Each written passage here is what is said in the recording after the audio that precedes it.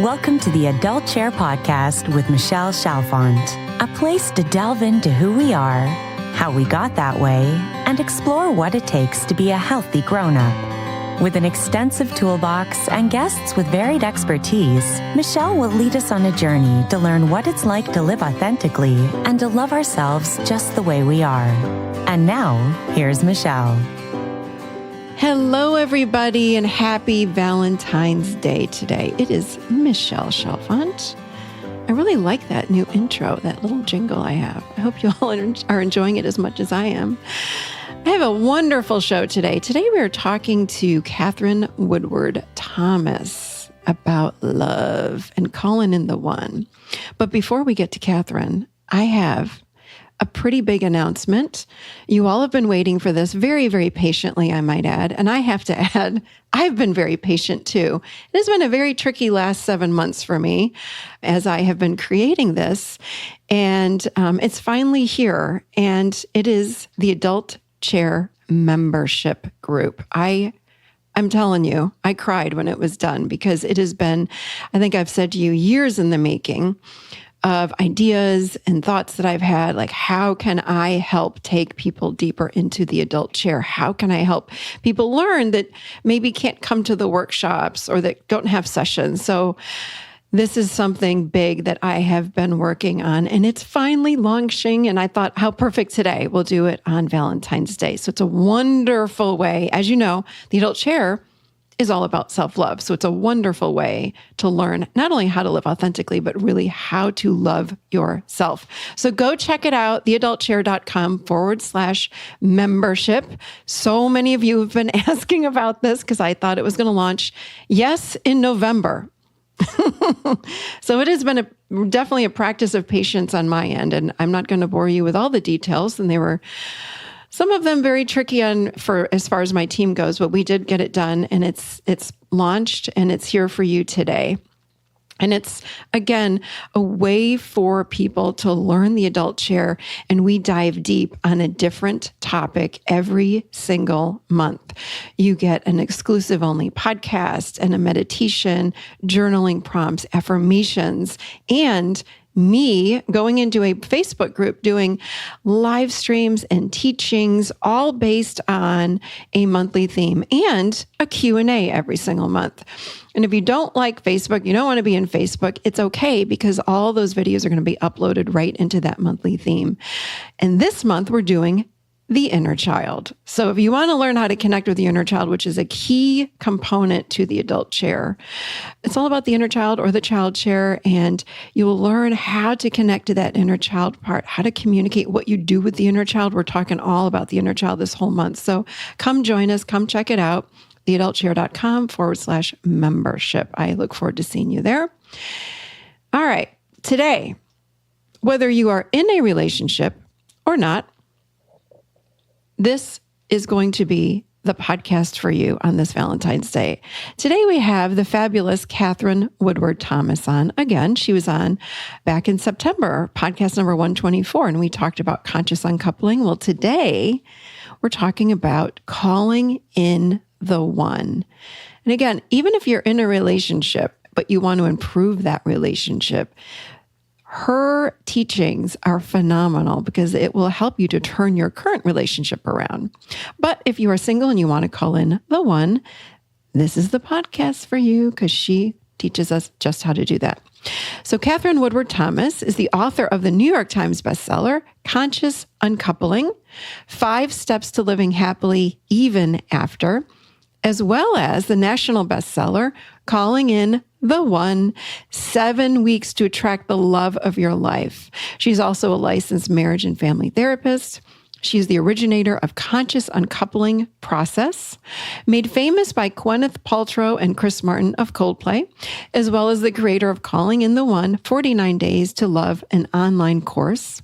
And to date, Katherine has trained and credentialed hundreds of people as certified conscious uncoupling coaches and as certified Calling in the One coaches. I love having Katherine on because I really feel like everything that she talks about, whether it be on couples or uncoupling or love, it is directly in line with the adult chair model. So we had a beautiful, beautiful conversation on calling in the one, and I am going to jump right to that conversation right now. Here we go. Well, hello again, Katherine Woodward Thomas. We are delighted to have you on the Adult Chair podcast today. Thank you, Michelle. It's great to be with you again. Happy Valentine's Day. Well, happy Valentine's Day to you. When you and I talked many months ago when you were on the show in September, we thought this would be so great to have you on because this other book that you've written is just as fabulous as Conscious Uncoupling. So I would love for you to share with us a little bit about calling in the one and what inspired you to create this book. Well, I'm a licensed therapist and I have all of that training, but I think the thing that really qualifies us to speak about anything truthfully is that we've overcome something ourselves. So, True. Yeah. So Calling in the One really is a book that I wrote to kind of pay forward a miracle that I created for myself. I'd had challenging relationship patterns, I would say for decades, really all of my adult life. I was in my early 40s. I'd been kind of in and out of relationships. I'd had my heart broken a lot. My particular pattern in relationships was unavailable people. So I was a magnet for married men.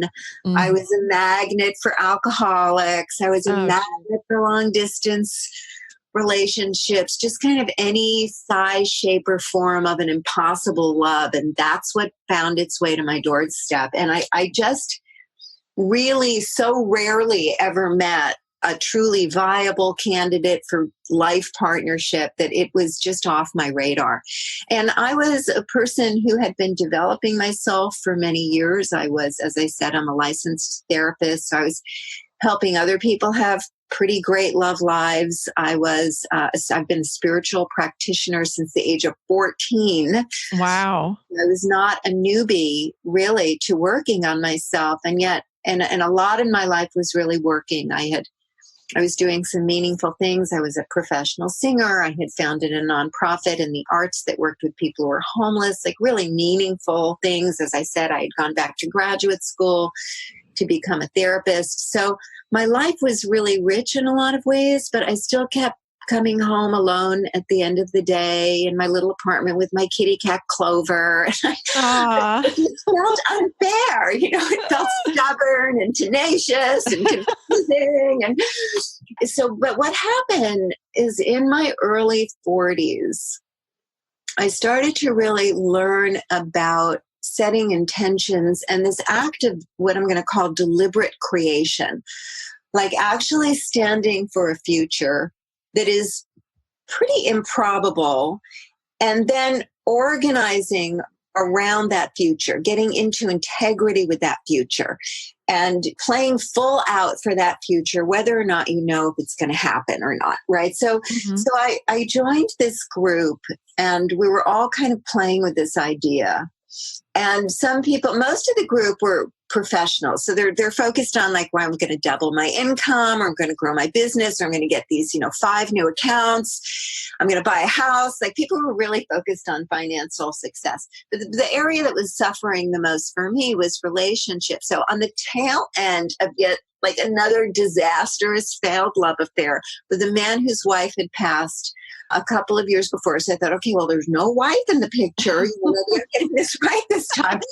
But then he told me that he was just, in it for the transition. And I was his transitional person. And he was getting used to he wanted to be single again. So it was such a disappointment that I brought it to the group and I said, I know this is kind of crazy, but I'm going to set an intention to be engaged by my 42nd birthday.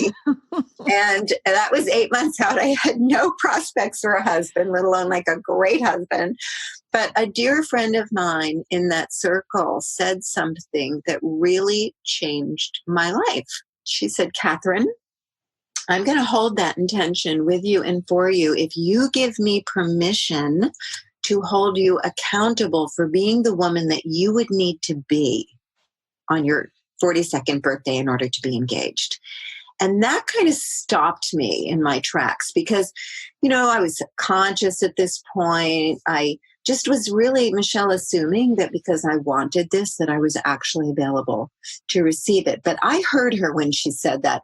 And what it did is it shifted my focus from running out to try and find love or make something happen to getting very quiet and to going within to really look very, very sincerely for all of the inner barriers that I may have built against love, things that were outside of my conscious awareness.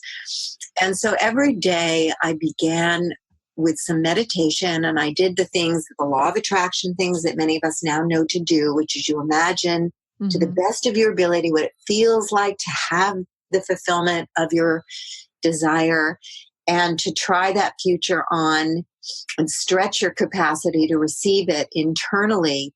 But then I ended with 2 questions at the end of the meditation. What did I give up to get here? And what did I cultivate and or become to get here? Those are big questions. They are so, I know. And you know what? Whenever we ask life these kinds of questions sincerely and sit in the emptiness to hear what our own deeper knowing says or what the whisperings of our soul are, information will flood in. And it wasn't until I started to ask those questions that I really started to see the very subtle ways that I was internally incongruent with that future. And, as I said, I'd done tons of development already, but there was something about really getting that clear and being that willing. So I looked at old agreements, places where I was still being loyal to promises made long ago. I looked at places I still felt victimized and resentful of past relationships, which meant that I really hadn't taken responsibility for my part, which meant that I didn't really trust myself to not do that again. I also looked at ways that I did my own internal beliefs that the conclusions I came to about myself when I was very, very young were kind of playing out in the ways that I would show up. I would actually begin to kind of enroll people into that story. I saw also that I had certain ways of showing up with people where I would give away my power because I would be anxious that they'd leave. So I never really felt safe to not give too much away in relationships. So all of these things started to be revealed one by one. I mean, and then there were some very practical things too, like the day that I got up and I realized I looked at all the artwork on my walls and I realized, oh my gosh, they're all pictures of single women looking nobly off into space. I mean, it's like, oh, wow, that's interesting. So, just taking the photos down, making room in my closet, all of these very proactive things. But the thing is that also when I saw things about myself, like for example, one of the agreements I saw was this man back in high school, right? I'm in my early 40s. I'm still holding on to my high school boyfriend, right? That's how bad it was. So we were really bonded and close. And then when we were 18, or he was 21 or something, but I was 18, and it was time to go to college. And then he went into his family business and he wanted to get married and he didn't want me to go to college. So, all that drama later. But we split up. But what I said to him, I was so distraught at the time. I said, well, you go your way now and I'll go my way. But when we're in our 60s, we'll get back together again and then we'll marry then. And of course, he married somebody the next year, so he didn't listen at all to that. But on some level, that lodged in me, because he was so wonderful and we were really bonded. We were already pledged to each other. We were secretly buying living room furniture and all sorts of things, like we really were in there building that future. So it was such a trauma to lose him that there was a part of me still holding on to that. So when I say that, when I saw these things, I let them go. I didn't want to pick up the phone and call him 20 something years later and say, hey, by the way, remember that promise I made back then? Yes. I'm not that. But I did bring him into meditation. And even though I hadn't seen him in all that time, I imagined him sitting in front of me, and I had a heart-to-heart conversation with him about why I was not going to keep that agreement with him. And these things really matter, because when I got up off the floor from that meditation, I felt so free, Michelle. It was like a weight had been lifted from my shoulders. So all of these things that I'm doing, and then the development part where I said, who would I need to become? Well, I realized I'd actually have to become much more open, because one of the things I saw that I was doing is that if your pattern is unavailability like mine was, you have to ask yourself the obvious question, okay, what part of me is not really available to have this? And inside that question, what became clear to me is that when I was a child, I'd gotten my heart kind of broken, actually, by my father's choices. And I think that back then, outside of conscious awareness, I just made a decision that no one was ever going to hurt me like that again. So you see these things and you recognize that when we made these decisions when we were young, it was almost like setting an intention back then. Of course. Right? We're constantly creating our lives. So if you make the decision, no one will ever hurt me like this again. I will never be available for this kind of heartbreak again. We're kind of informing the universe on what's possible and what's not possible for us. So when I saw that that was just this little vulnerable, hurt 10-year-old part of me, I could, of course, go back and have a conversation with that tender part of me and say, you know what, you have a lot of more resources now, and you can risk having your heart hurt. You can risk disappointment. I mean, there's a lot of us who are afraid to set an intention because we're afraid of disappointment. But if you've gotten this far in life and you've lived with the disappointment of being unfulfilled in the area of love, I say you have a PhD in disappointment. That is not something to be afraid of. You will handle it. I promise. Exactly. Right? Yeah, right. You're already really good at that. So don't worry about that part. So in other words, I really began to show up differently. So that meant that I was unguarded. I was actually available for the first time. And it's really interesting, that shift. I had not had a marriage proposal since my high school boyfriend, or actually one other person when I was 18, but that was it. And I'm 41 now, right? But the next guy that I was dating asked me to marry him. And it was so really inside of just becoming available. Now, I turned him down because he wasn't the right man for me. He didn't want children and I wanted children. So I knew that that wasn't the right relationship.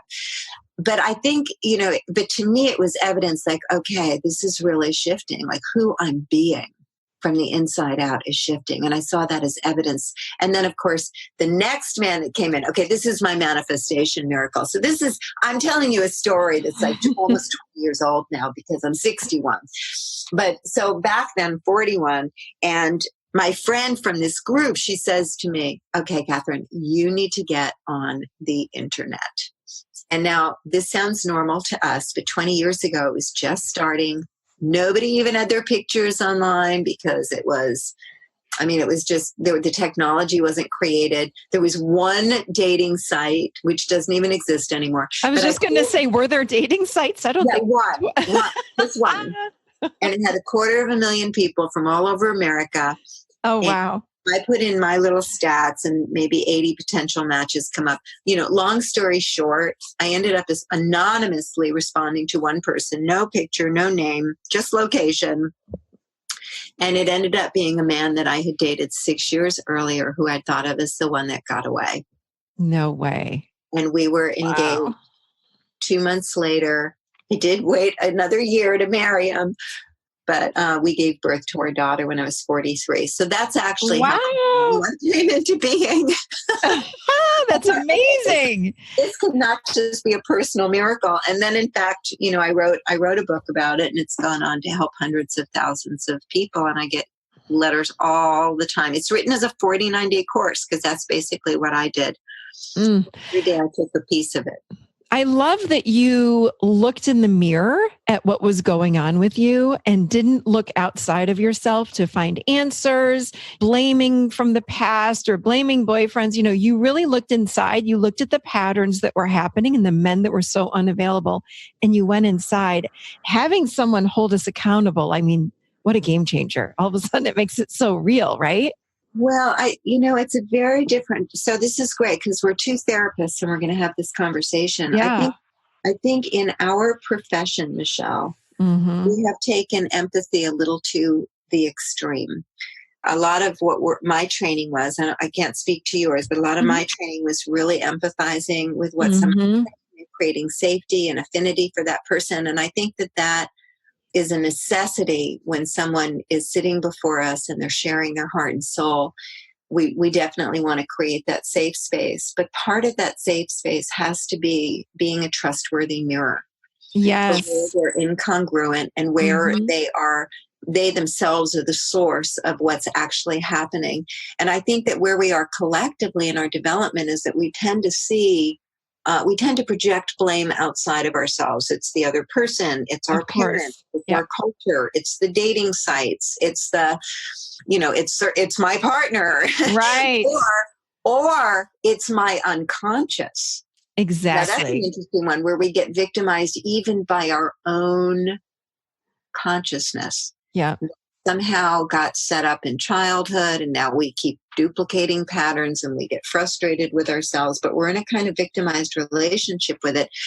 What I have seen, and I've had now the privilege of working with tens of thousands of people who've been through my programs, and what I've seen over and over again is that to the extent that we are willing to take personal responsibility without moving into blame and shame, but really taking stock of who we're being, how we're showing up, the choices we're making, the actions we're taking, when we really step into that level of self-responsibility, that's when life can really radically change. And it doesn't until we do that. I agree. We have to look at our stuff. And I love that. It's so true. What I would call is when we really live in our adult and we embrace our lives, we really become aware of what are these patterns? Why am I attracting in all these unavailable men? Why do I keep getting cheated on? And it's not self-blame. I like what you just said. And it's not shaming. It's just what happened to me? What got set up for me? What got programmed in? I need to look at my internal programs and make some changes and really take responsibility. Yeah. And I think a lot of us have a hard time doing it because we do move it into shame. And shame, I think shame is the ego's trick to stay the same. Because if you go into shame, it actually stops your growth. Yeah. You do change when you go into shame. Yeah. So it's like quicksand. It just doesn't go anywhere. And actually, I use that capacity for self-reflection to monitor or to assess how healthy we are. Wow.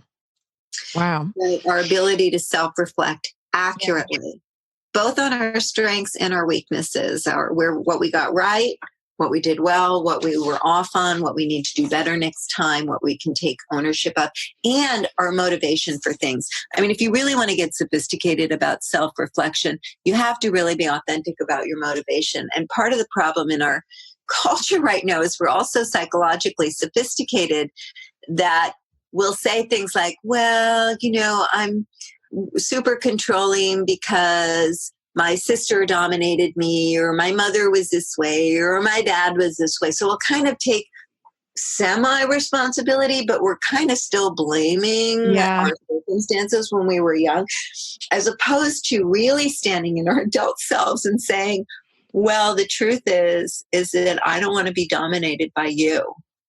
Right. Period. There's nothing else to say. That's just it. And I'm doing everything I can to avoid that.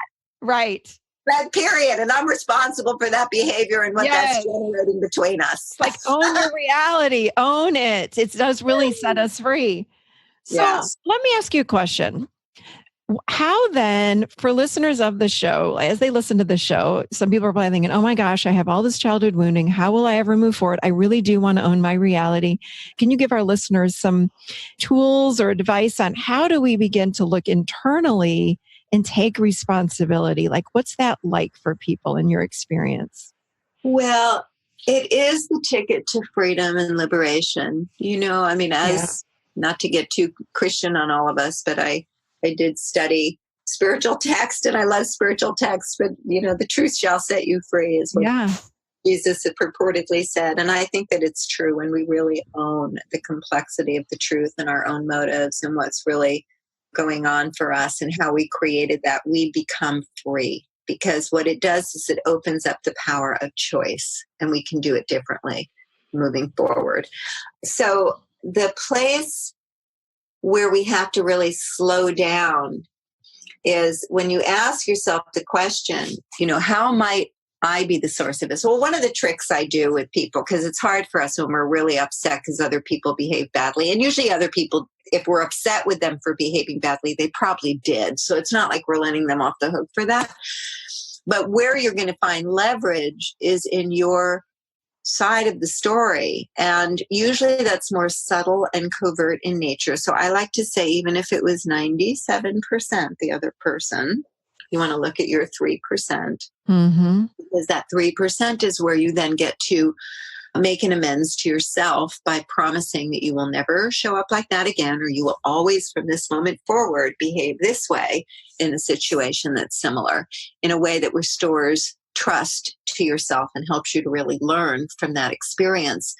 So I think it's really looking at the kind of covert, subtle ways that we throw ourselves under the bus. And they tend to be simple, like I turned away from my own inner knowing, or I minimized the red flags, or I didn't speak up because I didn't want to rock the boat, or I was overgiving to try and prove to someone that I was worth loving.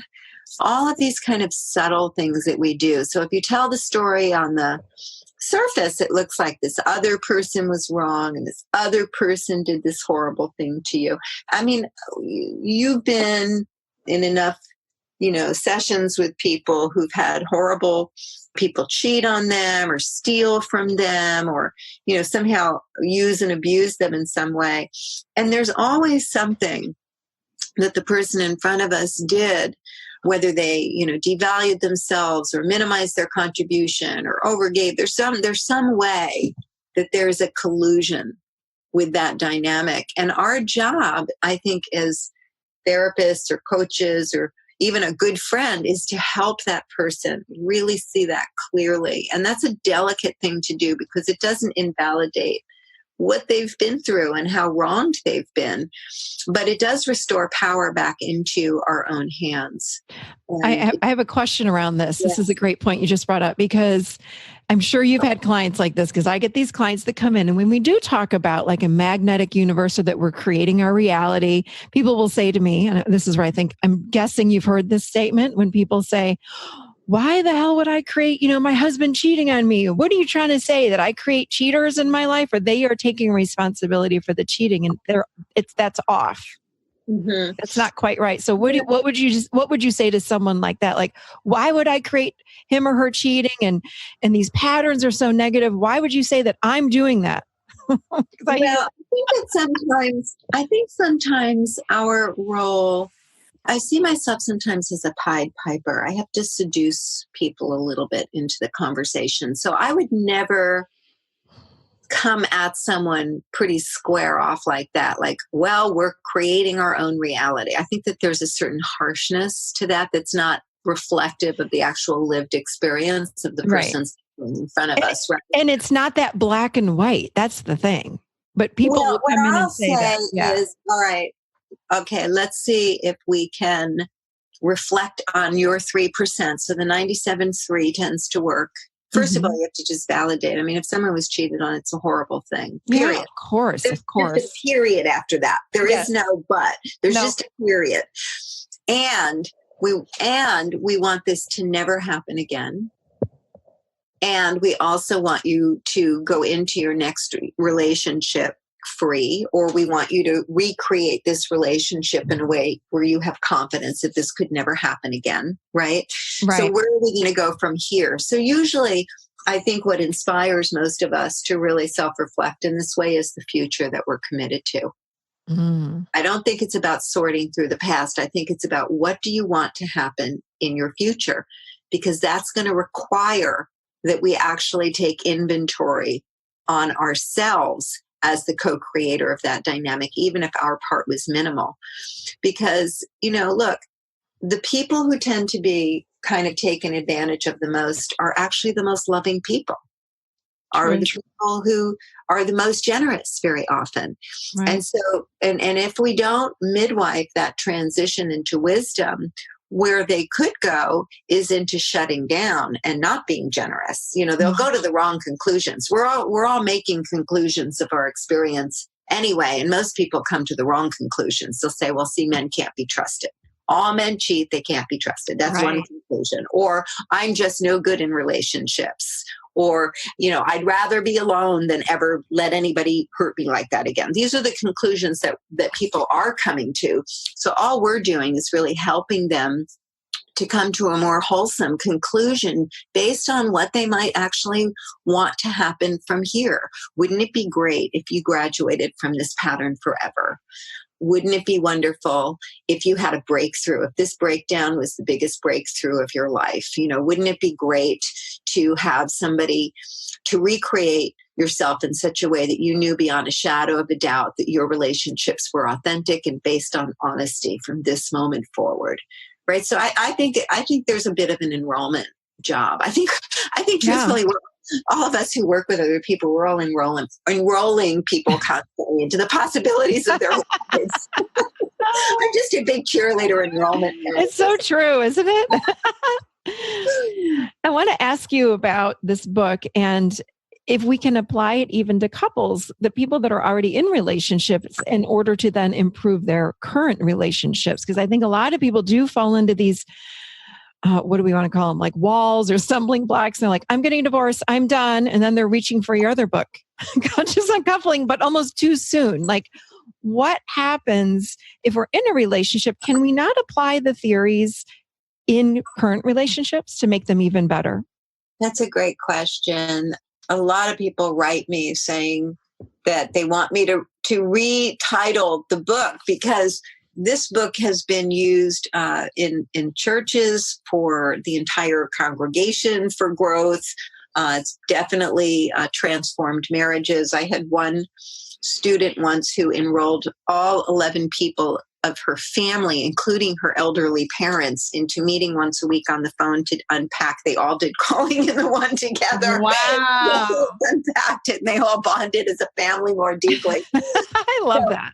So yes, I mean, people do it to really help their marriages because it's about living deliberately. So what I tell people is if you're floundering in your marriage feels flat, there's been some wounds you haven't been able to heal, you're a little top heavy on routine and the spark has gone out or whatever's going on, that's the intention that you would set. So instead of my big, I'm going to be engaged by my 42nd birthday, or the intention that people will set to find the one, basically the intention is to be wildly happy in love and to be lit up by your partner, to be living in partnership and in truth, or whatever you want to take on. Now, some people, if they're in a place where they're not sure if they want to stay together or if they want to part ways, they might do Calling in the One and say, wildly happy in love with this partner or someone better for me.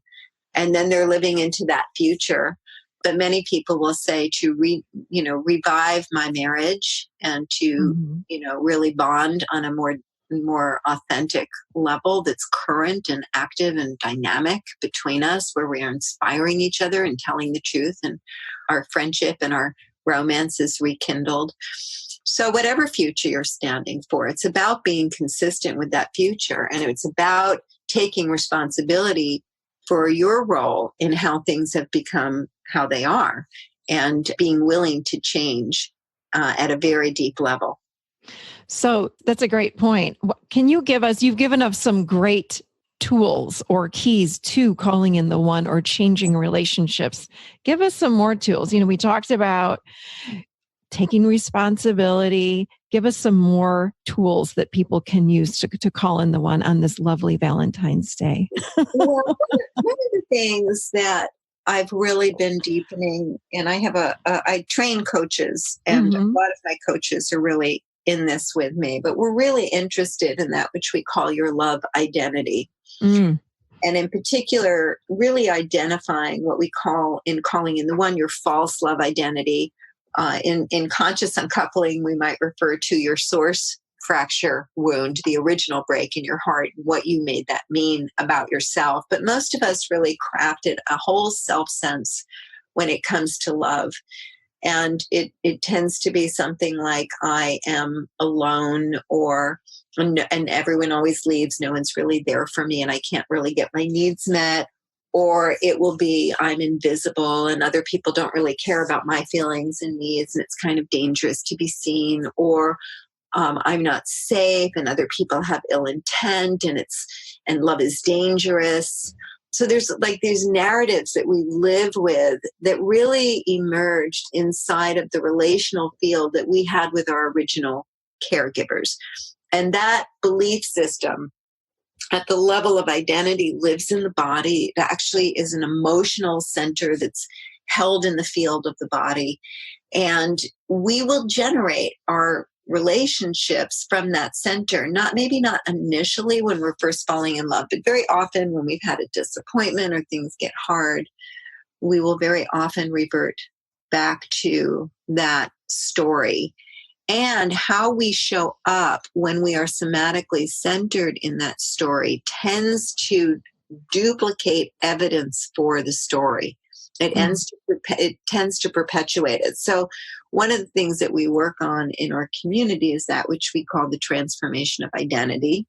Really going back and holding that little 3-year-old part of you or the 6-year-old who made up that meaning and bringing correction to that story, and not so that you're not generating your relationship from that story. So anybody who's like, has a pattern where you keep getting re-wounded over and over in a similar way, or where your partner is re-wounding you in ways that your mother wounded you or your father wounded you, if you can try for just 5 minutes, stop, trying to get your partner to change and finally give you what was missing for you in childhood way back then, and start to really look through this lens of self-responsibility, like, where are you centered?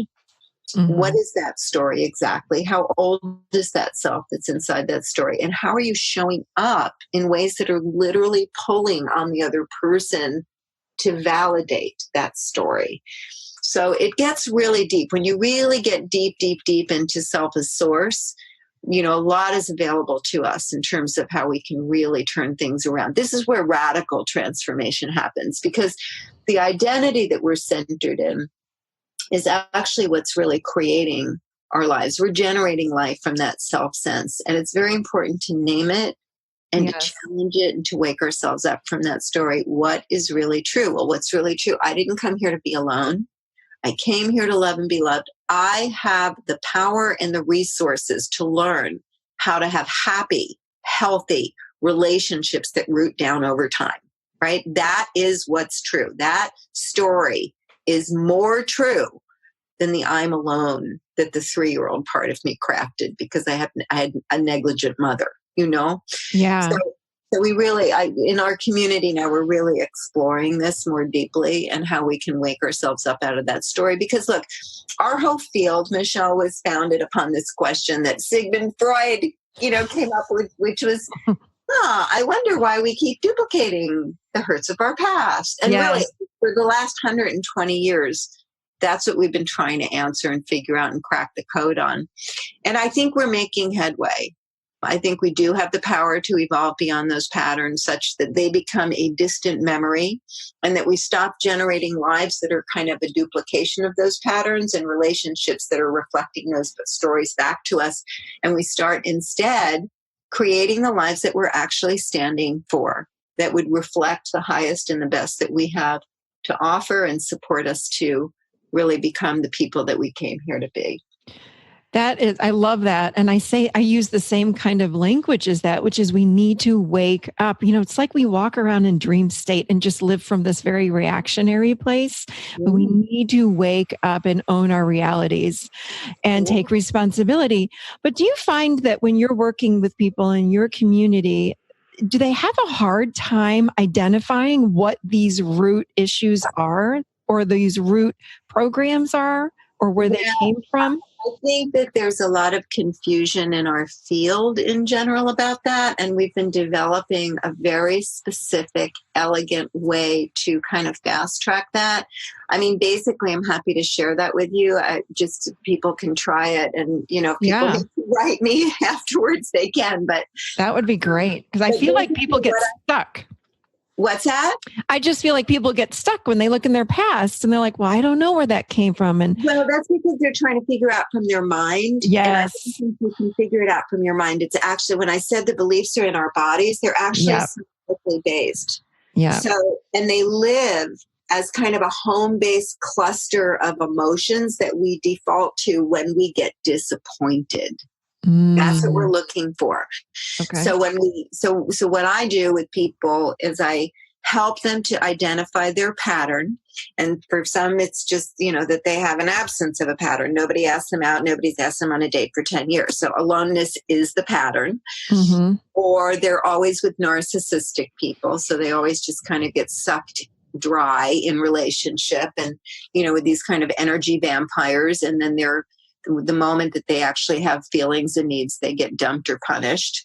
Or they're, with people who are with other people, like I was, impossible situations because you're with married people or people who are on their way elsewhere and you're kind of an afterthought. So all of these, we have these patterns. Or you're always the one who's not chosen. Right. All of your boyfriends go and marry the next person, right? That's another pattern.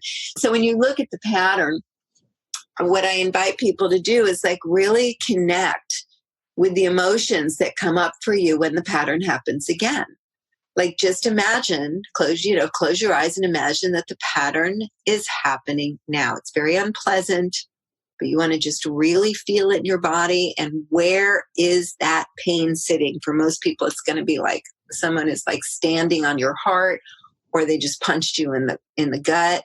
Or maybe you feel a stab in your back, but we're looking for a somatic pain.